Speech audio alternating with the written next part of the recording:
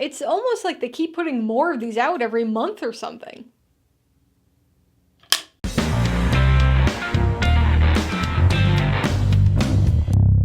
Hey everybody, welcome to Mainely Movies. I already released part 1 of this holiday Blu-ray haul, and now it's time for part 2. While part 1 had a mix of standard releases, and the upcoming part 3 will be made up of exclusively boutique label Blu-rays, this second part is going to consist of Criterion Collection Blu-rays. I almost always get my Criterions during half-off sales, since they're so much more expensive than regular Blu-rays. My go-to is Barnes & Noble's biannual Criterion sale, and I usually buy from the November sale rather than from the April one. With that in mind, I have quite a few movies to include in this second part of the haul. Like with part 1, this is a mix of movies that I got during these end-of-the-year sales, or received for Christmas, and is entirely made up of Blu-rays. I usually have quite a few blind buys in this part of the haul each year, and this year is no different. That said, there's still plenty of movies I've seen in here too. Now, I know that this might be blasphemous to some Criterion fans, but I think alphabetical is always just a little easier in a video like this, so I'm gonna go through these in alphabetical order rather than by spine number. If you're interested in getting any of these movies yourself, I have affiliate links to almost all of them in the description below. I do get a small commission from anything you buy using one of my links, so I'd really appreciate it if you'd use them if you're in the market for any of these movies or anything else. Kicking things off here, we've got A Face in the Crowd. So this is spine number 970 and is a 1957 film directed by Elia Kazan. So this is one that I have already seen before. I watched this on TCM, I believe, last year. And this is an interesting dramatic satire. So it stars Andy Griffith as sort of this drifter who can play guitar and is really charismatic but doesn't really have much going for him. But he gets kind of discovered and put on the air and eventually has his own TV show. And so it's kind of the story about how this man who kind of came from nowhere, right, all of a sudden has this fame and popularity and kind of power with people and over people, and how he uses that power, maybe not for the best ways. So it's a movie about manipulation, about the intersection of politics and media, and is a really strong movie. Plus, it's really weird, at least for me, because I'm used to seeing Andy Griffith in The Andy Griffith Show, to see him playing a character like this, which is very, very different from that show. Next, we have A History of Violence. So this is spine number 1283, and is a 2005 movie directed by David Cronenberg. So I've seen this movie. I actually already own the regular Blu-ray of this, so this is a Criterion upgrade for me. And this one stars Viggo Mortensen as this man who used to be a hitman, right? Used to be this criminal sort of executor kind of guy. But he's left that past behind, right? He has a family now. He's trying to live a quiet life away from all of that. But out of nowhere, his past kind of catches up with him. And it becomes this story of what happens when things that you have tried to keep down and things that you're not proud of come to light. And so this is a really violent movie, really intense, really kind of dark and brutal at times. It's not typical Cronenberg in the sense that there's not like body horror in the sci-fi sense. But when you watch it, you can see why Cronenberg would do a film like this. I haven't seen this one in quite a few years, actually. I saw it in theaters and probably a handful of times since then, but I'm definitely due for a rewatch, so I'm happy I get to do that in Criterion form. Finally, here we've hit one that I haven't seen, and so this is Afterlife. Spine number 1089. This came out in 1998, directed by Hirokazu Koreeda. And so this movie seems to have a really interesting premise. So the basis here is that after somebody dies, they kind of go to this limbo, and when they're at this limbo area, they have to choose one memory that they want to keep. Everything else gets erased from their mind. They don't remember anything about their past life, but after life, they get to retain one single memory. And so it's about kind of that selection process and deciding what memory you want to take with you. So to me, that sounds really interesting. I always like these kind of, I don't know if this is actually an Afterlife as Bureaucracy kind of movie or not, but the premise seems like it kind of lends itself to that a little bit. But we'll see. Sounds interesting. Really curious to check that one out. Next up, we've got All That Heaven Allows. So this is directed by Douglas Sirk. Came out in 1955, I believe. And this is one I haven't seen yet, though I've been very aware of it for quite a while. I actually thought maybe I had seen it, and I had to double check that I actually haven't. And so this is a movie that stars Jane Wyman and Rock Hudson, and it's sort of a romantic melodrama from the 50s. Basically, Wyman plays a wealthy widow with a family, right? But Rock Hudson plays kind of this lower class gardener, but they sparks fly. They have chemistry, and they want to embark on this romance, much to the chagrin of her family. And so it's kind of a melodrama about that, about the class differential between them, and who knows whether love will prevail or not, or if this is a doomed love story. I will find out soon. Next up, we've got Anatomy of a Fall, which is a film I have seen, and I've actually reviewed this one, so be sure to check out that video if you want to see my full thoughts on this movie. But this is spy number 1218, and this film came out in 2023, directed by Justine Triet. And so I saw this at TIFF in 2023, and I don't think I've actually seen it since then. I did get a screener from Neon, so maybe I rewatched it then. I actually don't remember off the top of my head. It feels like I've seen it multiple times, because this is the type of movie that really sticks in your mind. Sandra Uller plays this woman whose husband has kind of mysteriously fallen to his death out of their second or third floor of their house. He's discovered, the body of this husband is discovered by their blind son and their dog, played by the wonderful Messi. So that dog's great in this movie. But this movie is really about the investigation of the death, the mysterious kind of suspicious death of this husband, whether she killed him or not, whether something else happened. That's what the movie's about. There's a big chunk of courtroom drama, sort of investigation in this film as well. And it's methodical, it's clinical, but there's some really impressive acting coming from these characters as well. And of course, the dog is wonderful. And so I'm looking forward to rewatching this one, because I really enjoyed this one. And this won Best Original Screenplay at the Oscars for the 2023 movies. Next up, we've got Bamboozled. So this is spy number 1019, came out in 2000, and is a Spike Lee joint. And so this is very much a satire, as you could probably tell from the cover. It wouldn't be on the cover if it wasn't a satire here. This is a movie I've heard a lot about, but have never gotten around to seeing. So it's satirizing mass entertainment and what the things that we perceive as entertainment, and how that can have an effect on cultural norms or not norms, as the case may be.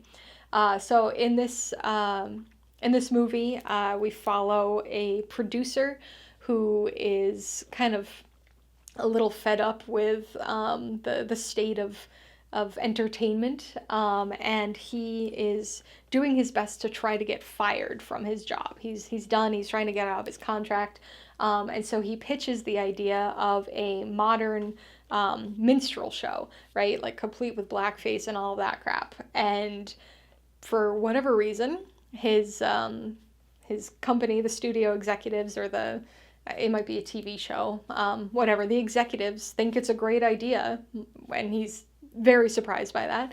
And so they put out the show, and then the show becomes a hit. And so it's this like complete reversal of what you would think, right? Complete, not like politically correct or not even remotely culturally correct, or socially, it's just like way beyond the pale, but it becomes this popular thing.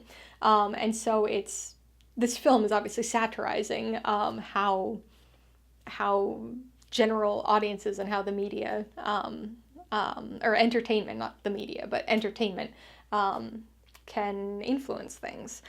So this sounds interesting. I'm curious. I'm very hit or miss on Spike Lee movies. Some of them I really like, some of them just don't do anything for me. So I'm really curious to see where this one falls. Next up, we've got The Big Heat. So this is spy number 1269. It's a 1953 film noir directed by Fritz Lang, and starring Glenn Ford as a police detective, like a homicide detective. And he is investigating a murder, but there's sort of this crime syndicate that's involved, and there becomes this kind of revenge plot. Things are layered in this movie. It's really dark. It's surprisingly violent for the time. There's a very iconic scene involving a coffee pot, which is very not prominently featured on this cover. But this is a dark one. I haven't seen it in a while. I saw it on TCM a number of years ago. But I'm looking forward to this one again, because this was I think one that you kind of need to watch at least a second time to fully appreciate. So I'm looking forward to that rewatch. So next up, we've got one that I have not seen, and that's The Bitter Tears of Petra von Kant.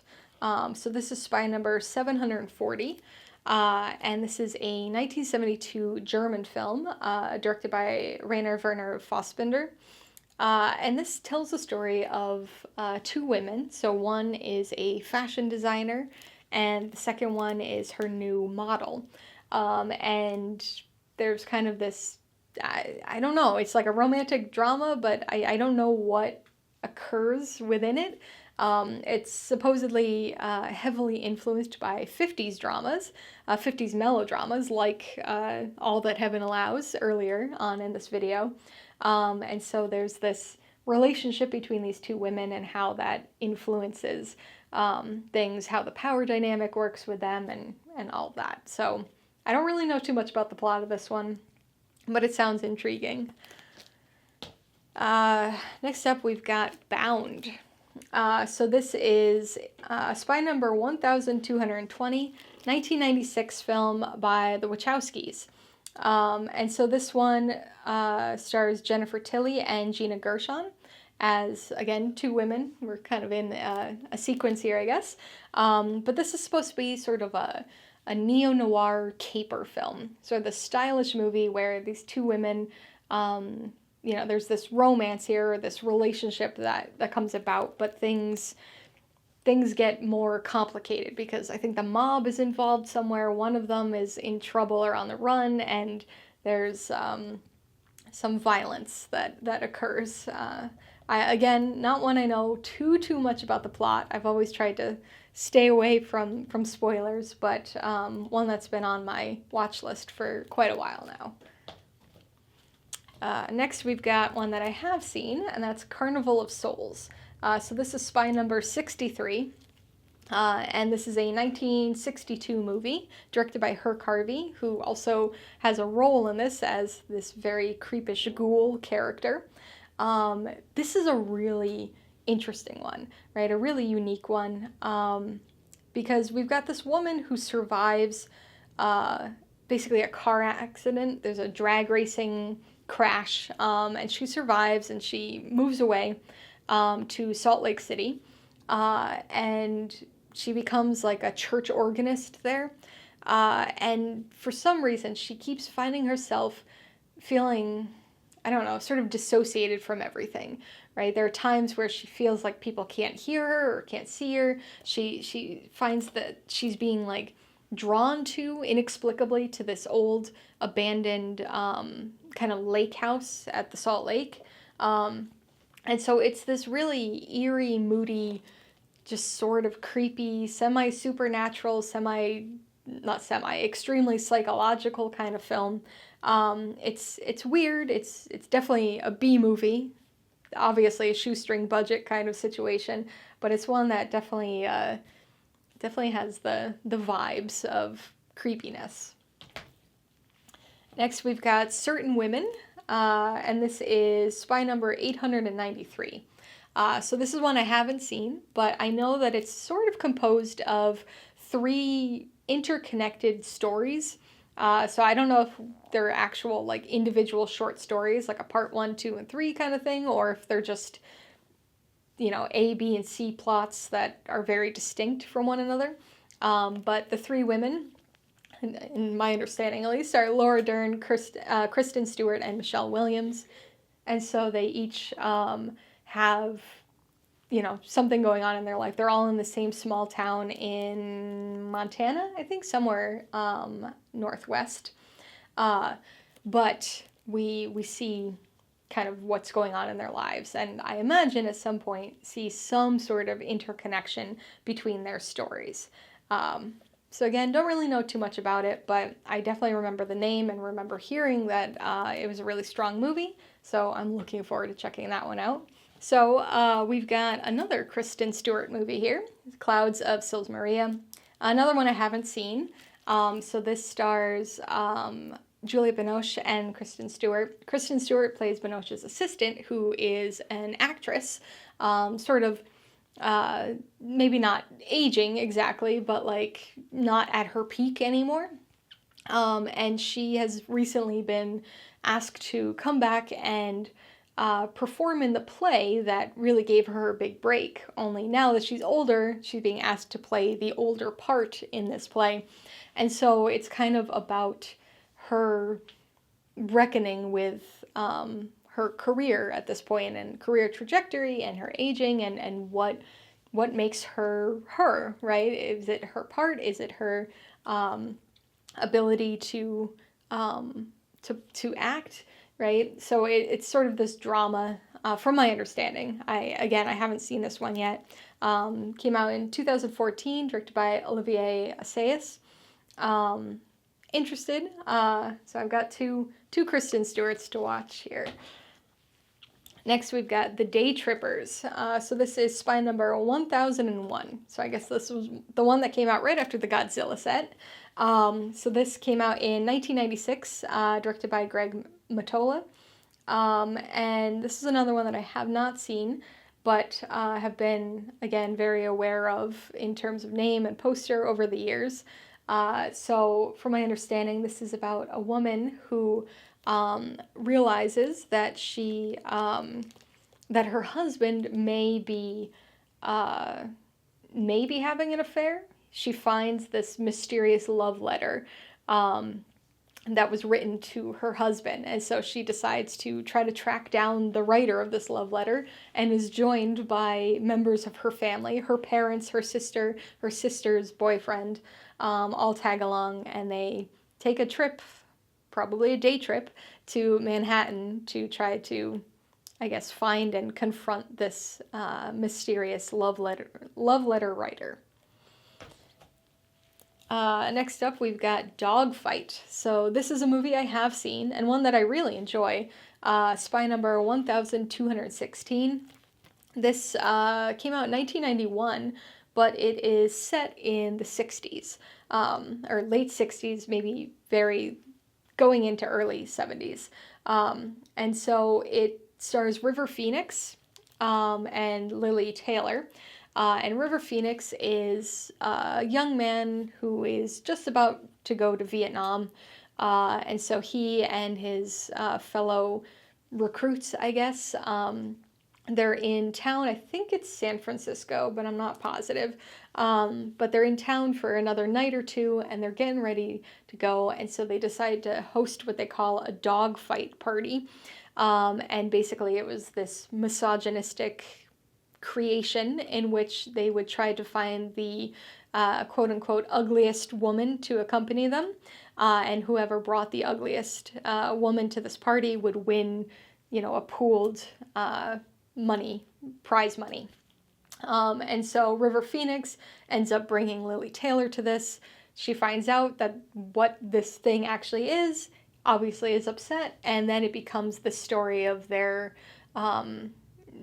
maybe trying to reconcile, and the story of him going to Vietnam and all of that. So it's sort of a low-key one. Most of the film takes place over just a couple days, a lot of it in just a single night. And it's really, for having a premise that says, like, mean-spirited as it sounds, this is actually a really interesting and sweet and thought-provoking film. So I'm looking forward to rewatching this one. Next up, we've got Eastern Condors. So this is spy number 1244. Came out in 1987 and was directed by and stars Sammo Hung. And so this is a very strange movie. You can see the plastics off of it. I have rewatched it. I hadn't seen it before getting this Blu-ray. But this is basically a riff on The Dirty Dozen, except in Vietnam instead of World War II, and starring all of these Hong Kong kind of stunt performers. And so it's this is one that I'm really surprised is in the Criterion Collection. You watch this movie and you're like, how is this a Criterion movie? Like, it's fun, it's well made, but it's just so ridiculous. It's so over the top. It's so silly at times and so violent. But it's entertaining. It's definitely one that if you like movies like The Dirty Dozen, but you also like ridiculous stunt action, you'll probably get a kick out of this one. Next up, we've got For All Mankind. So this is spy number 54, and this is a documentary about the Apollo program. So this came out in 1989, and I have seen this one. I saw this on TCM last year, maybe. But this is really a really interesting one. There's so much footage that had previously been unseen of the various Apollo missions, so many interviews with the astronauts and with the scientists and with the ground control people. Like, there's just a lot of really interesting stuff in this movie, in this documentary. And so looking forward to rewatching this one. Next up, we've got 40 Guns. So this is spy number 954. This was a 1957 film directed by Samuel Fuller. You'll notice the plastic's off, so I have finally watched this one. But this stars Barbara Stanwyck as a kind of rancher, I guess, sort of a ranch owner, I should say. But she has a posse of 40 workers, ranchers, cowboys that all work for her and basically do whatever she says. So there's a really iconic scene in the beginning when she rides past a stagecoach and she's leading this charge on her white horse, but then she's got 40 other guys on horses following her, just like going past this stagecoach. And so it's really an interesting Western because you don't see a ton where there's a female character that is not only a lead, but also like one that's actually out on the horses, not just like, oh, I'm, in the town being harassed by somebody. Like, she's actually out there riding around kind of as an antagonist for a chunk of the movie, at least. So it's an interesting one. It's her, and having to deal with a marshal and his two brothers who have come into town, and what happens with her kind of younger brother who kind of has impulse control issues. And so it's a decent one, a good Western. There's a tornado sequence in this, which I wasn't expecting and is kind of over the top ridiculous, but it's entertaining. Next up, we've got Girl Fight. So this is spy number 1219. Came out in 2000 and stars Michelle Rodriguez as the girl fighter. And so this is sort of I've never seen it, but from my understanding, it's kind of a bit of a coming of age story about self-discovery and boxing. She ends up going to a boxing club, I guess, and learning to box and becoming part of this community of boxers to kind of understand herself and where she fits in life. So sounds interesting. Kind of an early-ish Michelle Rodriguez. This came out, let's see, a year before Fast and Furious, so she'll be fairly young in this one, and I'm curious to see what it's like. Next up, we've got The Grifters. So this is spy number 1246, and it's directed by Stephen Frears in 1990. So this is kind of a neo-noir, another one that I haven't seen yet, but one that I've been aware of and sounds really promising, at least. We've got John Cusack, Angelica Houston, who plays his mother, and then Annette Bening, who plays his girlfriend, I think. And there's sort of this family of grifters, right? Of these con artists who end up kind of, for whatever reason, starting to try to one-up each other and con each other out of something. I don't know what it is. Again, I haven't seen the film, but it sounds like a really interesting premise. I like the actors, and I think this one could be pretty good. So next is Hell's Angels. So this is spy number 1288 and is a 1930 film directed by Howard Hughes. So if you've seen the movie The Aviator, you might be a little familiar with this movie. Sort of the production and craziness that went on with that is covered in the first act of that movie. But this is a film about World War I pilots. And this was Jean Harlow's kind of big break, I guess, her first kind of major movie. She's not in it a whole lot, even though she's always, included in the advertising and people talk about it a lot, but it's mostly about Ben Lyon and James Hall's characters, who they play brothers who end up getting sent over during World War I. And are pilots in the same plane. And so this movie is very notorious, I guess, for being an extremely long production, being extremely expensive, and really also having some amazing action sequences, amazing dogfight, plane aerial sequences that were actually shot in the air with tons of cameras, very dangerous. Multiple people died in the filming of this movie, and it's intense, but it's decent. Those action sequences are really exciting even now. The movie also makes some early use of color photography.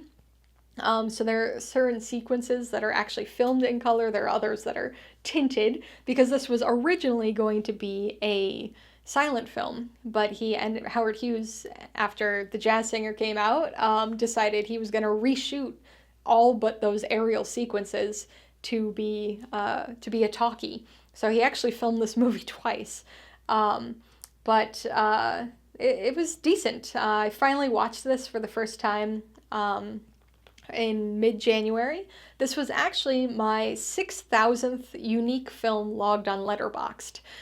So basically the 6,000th unique film I've watched since August 31st of 2014. So anyway, that one will be in my personal statistical history books now for forever. Next up, we've got Imitation of Life. So this is spy number 1167, and this is the 1934 version of this movie, directed by John M. Stahl. So this is a film I have seen and a film I actually already own. This is a Criterion upgrade for me. I have a version that has both this 1934 movie as well as its 1959 remake on it. So I'm going to have to end up keeping that disc anyway for the 59 version. But I'm looking forward to this Criterion restoration of the film. Stars Claudette Colbert and Louise Beavers as a woman and her housekeeper who are friendly. You know, they're kind of friends. They're both mothers, so they have a lot in common. They discuss those things and they have a good relationship. But there ends up being some things that happen in it. Especially with Louise Beaver's character. She has a daughter played by Freddie Washington, who is very, very light-skinned. And so in this society at this time, she was often kind of going out and being mistaken as a white woman and kind of used that sometimes to her advantage, sometimes as a way to try to protect herself. And it becomes a point of contention in the film between her and her mother, right? Her mother feels like she's being alienated from her daughter, that her daughter's pushing her away and trying to pretend to be somebody that she isn't, just to experience life in a different way, hence imitation of life. This is a really good movie. I haven't seen it in a while, not since the last time when I got the other Blu-rays. I like both versions. I honestly can't remember which I liked more. I think I gave them both the same rating, but I'm looking forward to rewatching this one. Next up, we've got Insignificance, which is a film I have not seen before. So this is spy number 566, directed by Nicholas Roeg, came out in 1985. So this is one that has a really interesting premise. Basically, we get these 4 historical figures that are all together for some reason one night in a hotel. And so these are figures that would probably never have encountered each other, either from when they were alive or just in terms of social circles. So it's supposed to be, let's see, Albert Einstein, Marilyn Monroe, Joe DiMaggio, and Senator Joseph McCarthy. And it's kind of this, I don't know what it is. It's them together probably discussing things and showcasing their very different viewpoints on various things. I don't really know what to expect from this one. Like I said, the premise sounds really interesting. I'll be curious to see if the execution of that premise is at the same level for me. So, next up we've got Investigation of a Citizen Above Suspicion. So this is spy number 682, and this is a 1970 Italian movie that sounds really interesting. Again, a really excellent premise. Basically, we've got this police inspector who is working on a case, right? He's investigating this brutal, I believe, murder, but I'm not actually positive what the crime is. But he's investigating this crime, but we know from the start, from my understanding, that he's actually the one who committed the crime. So he's investigating his own crime, presumably to try to cover it up. But I don't know. Sounds promising, at least. I guess we'll see how it plays out. Next up is Kess. So this is a film that I have been aware of for a really long time. Is one that I have had on my watch list for just about as long, but have yet to see, which will soon be corrected. Spy number 561, directed by Ken Loach, and released in 1970. So this is basically a coming-of-age story. It's about this teenager who forms a bond with a wild kestrel that he names Kess. And it's kind of this story of this kid finding himself out. It's this coming-of-age drama. Not really sure all that much what goes on with it, but I know just from the premise standpoint, this has always made me think about the next Karate Kid. I don't know if there's any if that was like influenced by this movie in any large part or not, but I guess I will find out eventually. Next up, we've got The Killers. So this is spy number 176, and this actually has two movies in it. It has two versions of The Killers, the original 1946 version and then the 1964 remake. So this is based on an Ernest Hemingway novel. And I've seen the original one, the 1946 one. I haven't seen the Don Siegel 64 version yet. But it's a really solid film noir sort of mystery film. And so in the 60s or the 40s version at least, Burt Lancaster and Ava Gardner are two main characters. And Burt Lancaster plays this man that they refer to as the Swede, and he has some sort of past, right? And right early on is being tracked down to be killed by these people. And throughout the course of the story, much of it, almost all of it, is told in flashback during the investigation of this guy's murder, to learn about who he is and why he was targeted, what may have happened. And it's a really interesting one.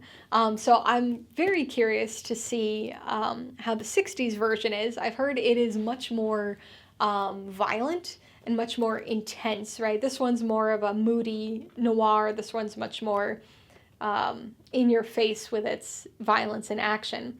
But I guess I'll see. Next up, we've got L'Eclisse, which is a Michelangelo Antonioni movie that I have not seen. Spy number 278. And this came out in 1962. So this is obviously an Italian film. This is part of sort of an unofficial trilogy of Antonioni's. I have one of them, and I've seen the other one. I've seen both, obviously, but I figured I might as well finally watch this third one of this kind of unofficial trilogy. But this is a romantic drama about this doomed relationship. I don't really know too much about the plot other than that, to be honest, but we'll see how this one compares to the other Antonioni movies I've seen. Next up, we've got The Last Days of Disco. Spy number 485. This was released in 1998. And this is set in, I believe, the very early 80s in New York City, kind of in the last days of disco, right? The waning days of this era of excess and disco. And this stars Kate Beckinsale and Chloe Sevigny as these two women who kind of go out to this disco party scene every night, and just their lives during that time period. So from my understanding, it's kind of a romantic comedy drama. And I don't know, I like disco music, so hopefully it's got a good soundtrack too. Next, we've got Love and Basketball. So spy number 1097. This was the directorial debut by Gina Prince Bythewood in 2000, I believe. And so this one is a sports drama that's sort of coming of age romance as well. So I have not seen this movie, but from my understanding, these two characters are neighbors who kind of grew up near each other. Both played basketball, kind of bonded over basketball as kids and teenagers. That slowly blossomed into love, right, into romance here. But that starts to come into conflict with their aspirations of actually being professional basketball players, right? During college basketball, things start to put strain on their relationship, and then this proceeds through their lives as they try to work towards professional basketball careers. It's one that, again, I've been aware of for a while, but have never gotten around to watching. So I'm curious how this one is, especially compared to her later films. So next up is Midnight. So this is spy number 1266 and is a 1939 screwball comedy. And this stars Claudette Colbert and Don Amici, also John Barrymore. And this is one I have seen before, and I've also seen this disc as well. This was actually my very first movie of 2026. I thought it was kind of fitting, right? Ring in the new year with Midnight. But this is one I really like. This is probably one of my favorite screwball comedies from that era. Basically, Claudette Colbert plays this woman who doesn't have anything, right? She's very poor. She just comes into town without anything, just literally the dress on her back. And she meets up with Taxi Driver, played by Don Amici, who kind of falls for her, is trying to help her out. And it becomes the story of kind of mistaken identity, but intended mistaken identity. She ends up at this party where she is perceived to be this rich person. John Barrymore's character is in on it. He knows that she's not this person that she's kind of pretending to be, and gets involved with the story in unique ways. It's a fun one. There's a lot of humor here. It's kind of, there are times where it's a little mean-spirited, to be honest. So it's not just a light, fluffy romantic comedy, but it is a very entertaining, bouncy, fun film. So I'm glad to finally have it on Blu-ray. So next we've got Merrily We Go to Hell. So spy number 1076 came out in 1932, directed by Dorothy Arzner, who was actually, I believe, the only female director in 1930s Hollywood. And so she put out a number of movies, but this was one of her bigger ones. And so this is sort of a screwball comedy. I haven't seen it, but it seems like it has the makings of a screwball comedy, but also kind of like Midnight, has that sort of edge to it, that sort of mean-spiritedness. So basically it's about this husband and wife that have a strained marriage because the husband's an alcoholic and he's cheating on his wife. And so she decides, again, this is in 1932, she decides that they should basically have an open marriage and that she's going to go have her own affairs now too. And so it's kind of, it's this comedy, but also this kind of feminist film, and this movie that looks at the ideas of gender dynamics and ideas of relationship dynamics, kind of breaking from the norms of the typical, husband-wife expectations of the 1930s. Sounds interesting. Sounds like it has some potential, but I guess I'll see. Next, we've got My Darling Clementine. So this is spy number 732. Is a 1946 John Ford-directed Western starring Henry Fonda. Henry Fonda plays Wyatt Earp, who comes into town with his brothers while trying to transport herd cattle to California. Their cattle get rustled, his younger brother gets murdered, and so he decides to stay in town as their sheriff to try to solve the crime and try to bring his brother's killer or killers to justice. All the while, there are some women who come into play, including Clementine, as well as Doc Holliday. And so it's kind of this, it's a unique one for a Western here. There's definitely still that revenge element, and there's definitely plenty of, gun fights. We've got the shootout at the OK Corral is a kind of climactic set piece in this film. But I really like this one. I've seen it before. I've watched it again since getting the Blu-ray. You can see one of the iconic kind of images from the film here with Henry Fonda with his foot up on that porch. But this is a good one. I really enjoy this one. Next up, we've got another screwball comedy, My Man Godfrey. So this is spy number 114, directed by Gregory LaCava in 1936. So this is one that I have seen, but not in a long time. And honestly, the last time I watched this, it was really late at night, and so I feel like I was kind of dozing a little bit during certain parts of it. So I'm looking forward to rewatching it fully alert. But this one stars William Powell and Carol Lombard. And so William Powell is this kind of homeless guy.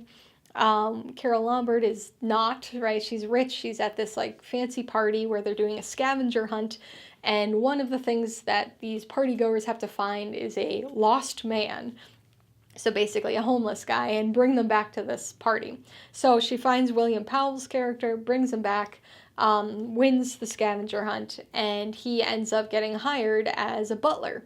And so it's sort of this story of their relationship and him becoming this butler after having been this kind of hobo kind of guy.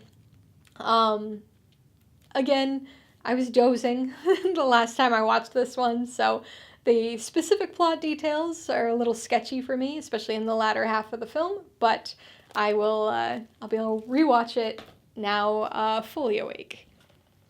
Next up is One False Move. So this is spy number 1187, released in 1992.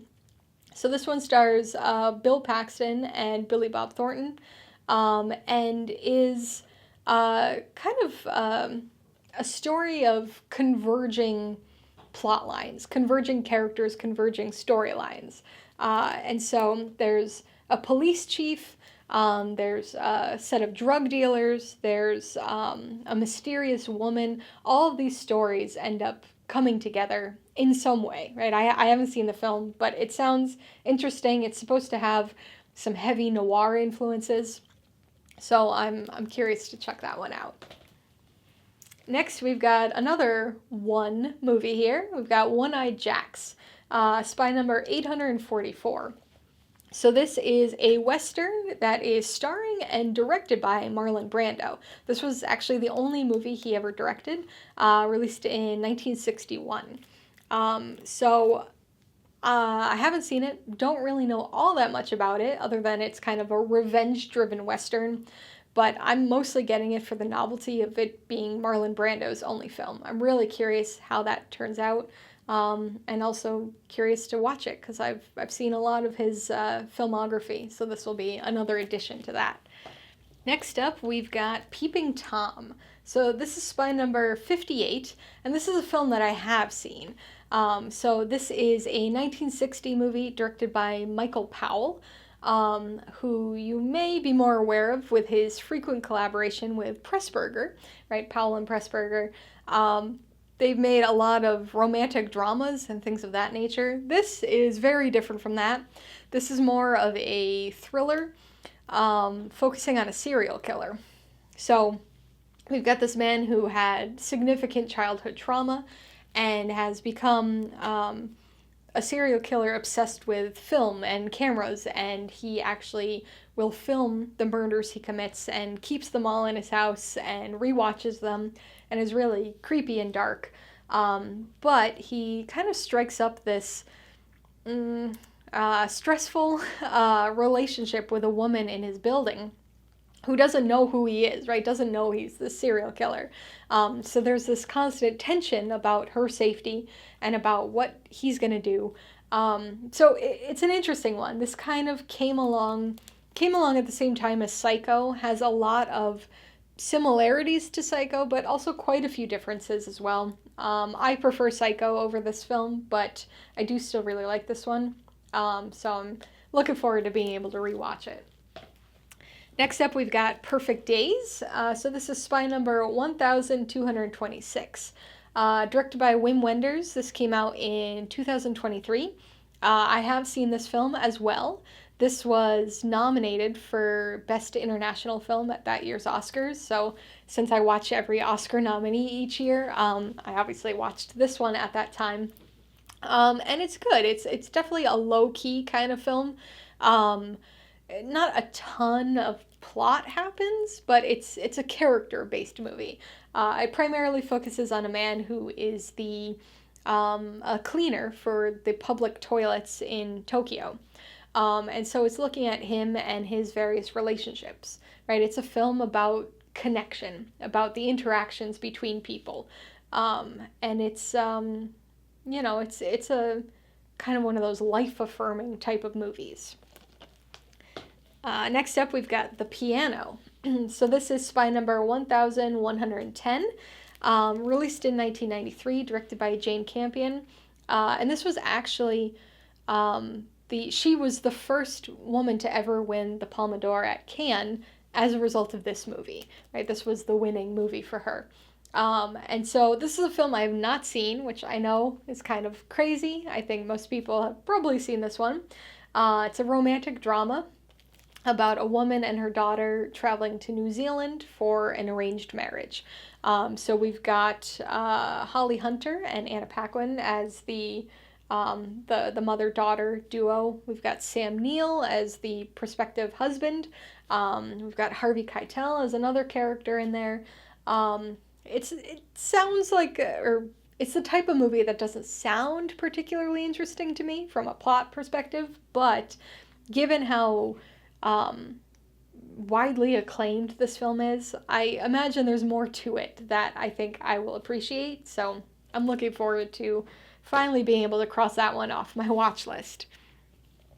Next up, we've got Pinocchio. So this is Guillermo del Toro's Pinocchio, spy number 1201. And this is a 2022 movie that I've seen and have actually reviewed, so you can watch that review if you're curious for my full thoughts here. Obviously directed by Guillermo del Toro. This won him another Oscar, this time for animated film. So he's won not only Best Picture, but also Best Animated Film as well. This is obviously the story of Pinocchio, which I think everybody's familiar with, but this is sort of a Del Toro version of it, right? This is a darker take on the story, really putting things right in the middle of fascist Italy.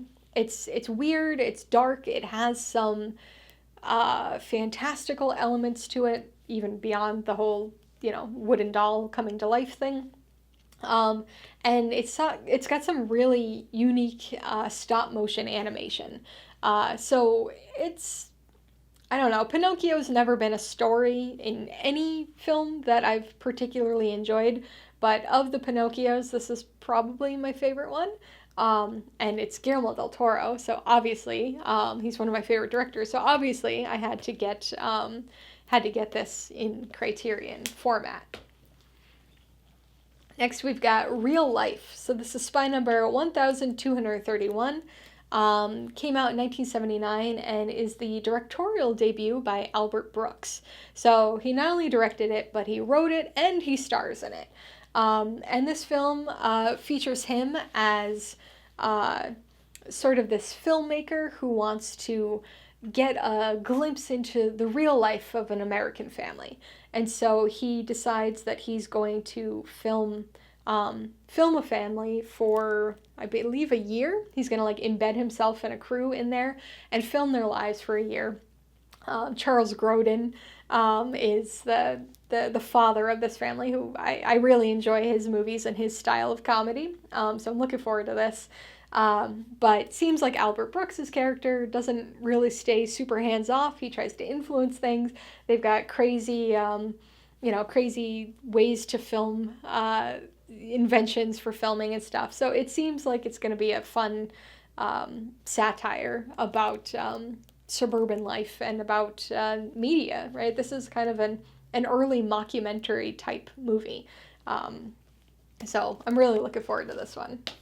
Next up, we've got Riot in Cell Block 11. So this is spy number 704, directed by Don Siegel, released in 1954. So we've already had another Don Siegel movie, the 64 version of The Killers, earlier in this video. But this is one that I also have not seen. However, I do know quite a bit about it. I've heard a lot about it. So it's a drama set in a maximum security prison. And it's kind of about prisoners who who feel like their rights have been intruded on, right? It's a kind of inmates' rights story that leads to this riot. But the unique, or a unique aspect of this film is that it was actually shot on location at Folsom State Prison. And not only that, but many of the, I'm losing my voice, I'm sorry. Many of the inmates and the guards that are extras are actual prisoners and guards at this prison at the time. So that's pretty unique to have that. Definitely a realistic production design and realistic casting there for this. So I'm curious. Next up, we've got Rouge, spy number 1129, directed by Stanley Kwan in 1987. And so this is one that I think could be really interesting or could just not work for me at all. I'm not sure yet. The premise sounds interesting. It seems like it's sort of this love story separated by like 50 or 60 years. Was it 50 years? So 1930s and then 1980s. So I don't know if it's like a ghost story. I don't know if it's a reincarnation story. I don't know what actually happens here. It seems like there's some sort of ghostly supernatural element, but I don't know for sure. Seems a little like it's gonna be a little melancholic, but also not entirely sure. But it stood out, the premise, so we'll see. Next, we've got Saint Omer, and this is directed by Alice Diop in 2022, spy number 1212. This is another film that I have already seen. This was one that I had a screener for that year. I can't remember if it was, I think it was in talks of being nominated for a few things, but didn't end up actually getting any nominations, I don't think. But it's about a novelist who travels to France and ends up sitting in on a trial of a Senegalese woman who's been accused of murdering her infant. And so she's maintaining her innocence, but the court is really going after her. And so it's this story that it's kind of multi-layered, and the novelist is seeing elements of her own life and this woman's life during the trial, and it's informing her writing, and it's an interesting one. It's mostly courtroom drama, but a solid one that I haven't seen since 2022, so looking forward to a rewatch of that one.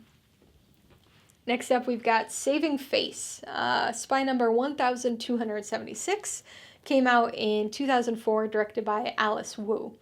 So this one is another film I haven't seen, though I do believe I've seen chunks of it before. I've seen bits of this film, but never in its entirety, and most of which I think I didn't realize I was actually watching this movie when I was watching it.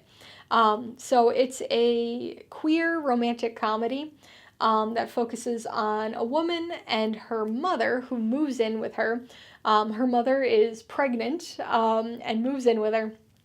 And kind of, it's mostly a story about their relationship, right? How they are sort of having to contend with one another, having to live with each other as both adults with very different lifestyles and very different scenarios, and sort of also bringing in Chinese American culture into the mix and everything.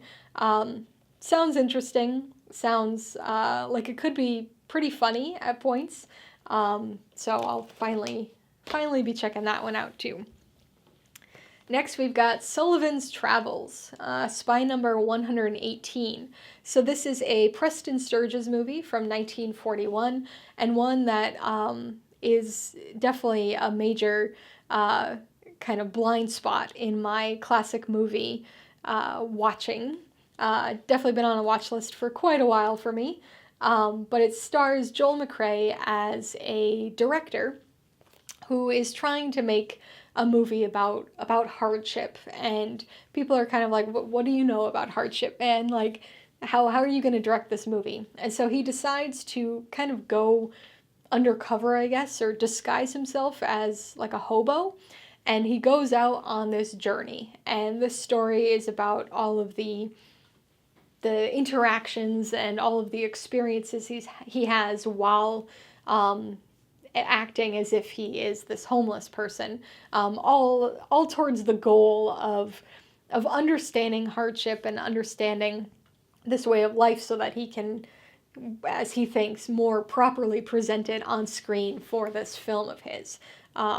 So it's obviously a satire movie, but sounds interesting, sounds like a good comedy, good drama, and one that, beyond throwing on the ground, I will be watching soon enough. Next up, we've got The Times of Harvey Milk, spy number 557. And this is a documentary that I have already seen, so I have watched this one. Came out in 1984, and it's about the life and political career and assassination and legacy of Harvey Milk, who was one of the first openly gay politicians. He was in San Francisco in the early 70s, I believe. And so it's the story of all of that, right? And the influence of all of that, and the, like I said, the legacy and what has happened as a result of his work and his life and his death. Next up is The Watermelon Woman, spy number 1184. So this, the disc is loose in here. This is a 1996 movie directed by Cheryl Dunye as her directorial debut. And she also stars in the film as a video store clerk who becomes really obsessed with this sort of obscure 1930s black actress called The Watermelon Woman. And so she decides to really like investigate and try to track down and find out as much information as she can about this woman.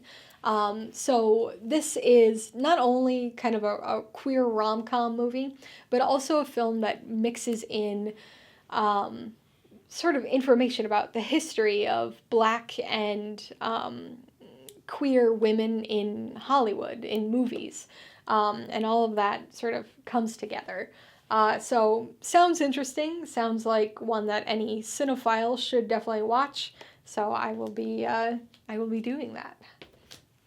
And finally, we've got Winchester 73. So this is spy number 1248, directed by Anthony Mann and released in 1950. So this is a Western that is sort of a noir-tinged Western, kind of, that stars James Stewart. And so this is a very unique one, because basically one of the main characters, if you will, of this is a Winchester rifle. So it's a rifle that gets won in sort of a sharpshooting contest, but gets stolen.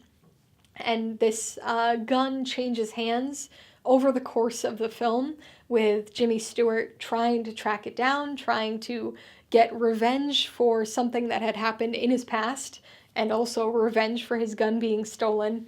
And so it's dark but exciting, and really interesting. Definitely up there as one of my favorite Westerns. And also I love Jimmy Stewart. So it's a film I have seen before, and I've also, you can see no plastic on here, so I've also rewatched it again with this Criterion version.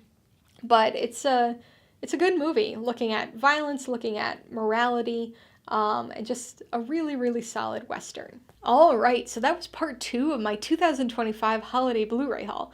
Part 1, which was the regular release portion of this haul, is already available to watch, and part 3, which will be exclusively non-Criterion Collection boutique label Blu-rays, will be available later this week. So please give those ones a watch too, to see the other movies I got. So did you get any Criterion Blu-rays for the holidays? Seen any of the movies I got? Let me know all of your thoughts and pickups in the comments below. Alright, so if you got some enjoyment, insight, or information out of this haul video, I'd appreciate it if you'd hit that like button. And if you haven't done so already, please hit subscribe while you're at it to see more videos like this, as well as movie reviews. Till next time, this has been Alyssa with Mainly Movies, the way life should be.